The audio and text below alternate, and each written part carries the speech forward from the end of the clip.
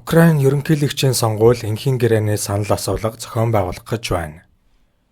Украиний ерөнхийлөгч Владимир Зеленский хаврын ерөнхийлөгчийн сонгуульд бэлтгэл хийхээ зарлж байгаа бөгөөд Оростой энхийн гэрээ байгуулах талаар санал асуулга явуулах гэж байна.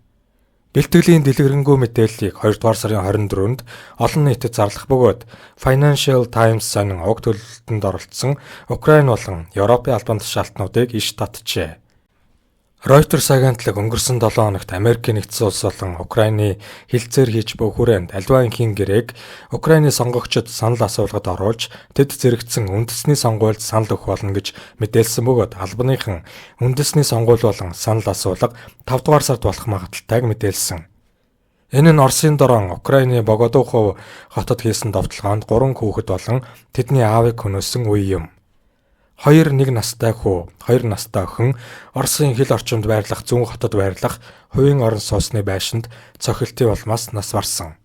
34 настай эрэгтэйг хүүхдүүдийн эцэг гэж тодорхойлсон бөгөөд тэр ч мөн гэрт байсан бөгөөд шархнаасаа болж нас барсан байна. Дайралтын улмаас байшин бүрэн сүйдэж гал гарч гэр бүл нь нурангадор гатсан гэж прокурорууд телеграмд мэдэгдлээ. Хүүхдийн ээж нь 8 сартай жирэмсэн бөгөөд дэлбэрэлтэнд гэмтэж тархины гэмтэл түлэгдэл авсан гэж прокурорууд мэдээлв. Бүс нутгийн прокурорын газар энгийн иргэд амиа алдсан дайны гэмт хэрэг үйлдсэн талаар шүүхийн өмнөх шалгалт эхлүүллээ. Богодухов нь Харьков мужид байрладаг бөгөөд Оросын цэргүүд сүүлийн үед тээвэр эрчим хүчний дэд үтцэд халдлага нэмэгдүүлж байна. Өчигдөр Донецк мужийн Славянск хотод болсон Оросын агаарын бомбогдолтод амиа алдсан 3 хүний нэг ээж болон түүний 11 настай охин байна. 18 хүн гэмтсэн бөгөөд тэдний дунд 7 настай охин байна. Шөнийн дроны довтлогоо Оросын өмнөд Волгоград дахь үйлдвэрийн байгууламжийн нутаг дэвсгэрт гал гаргасан. Оросын батлан хамгаалах яамны агаарын хамгаалтын нэгжүүд Волгоград мужийн эрчим хүч иргэний дэд үтсийн байгууламжуудад нисгэгчгүй нисэх төхөөрөмжөөр хийсэн томоохон террорист халдлагыг няцааж байна гэж захирагч Андрей Бочаров телеграмд мэдэгдлээ. Халдлага орон сууцнд гэмтэл учруулж дроны хог хаягдал цэцэрлэгт унссан. Гэмтлийн талаар шууд мэдээлэл гараагүй.